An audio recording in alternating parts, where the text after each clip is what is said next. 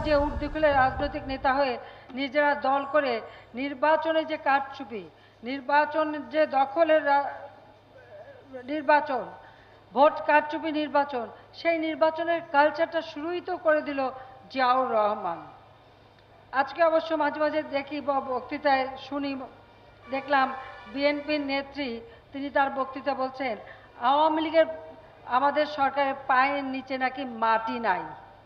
তা আমি তাকে একটা কথাই বলতে চাই, আওয়ামী লীগের জন্ম হচ্ছে 1949 সালে বাংলাদেশের শোষিত বঞ্চিত মানুষের অধিকারের কথা বলে আওয়ামী লীগের জন্ম, এবং আওয়ামী লীগ ওই মাটি আর মানুষ থেকেই উঠে এসেছে। ক্ষমতায় বসে ক্ষমতার উচ্ছিষ্ট বিলিয়ে যে দলটির সৃষ্টি, সেই দলটি হচ্ছে বিএনপি।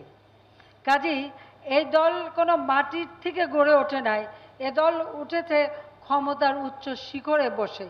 কাজে ক্ষমতার উচ্চ শিখরে বসে যে দল তৈরি হয় তারই পায়ের নিচে মাটি থাকে না বা মাটিতে শিকড় থাকে না, এটা হলো বাস্তবতা।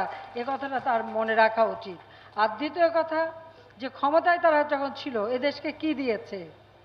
দিয়েছে দন্যতা।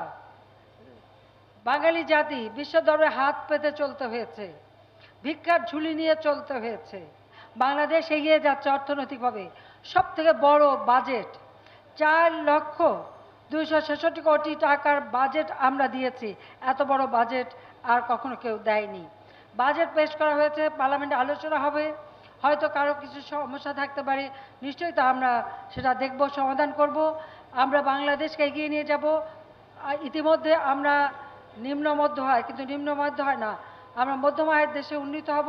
বাংলাদেশ উন্নত সমৃদ্ধ সোনার বাংলাদেশ হিসেবে 2041 সালের মধ্যে বাংলাদেশকে গড়ে তুলব।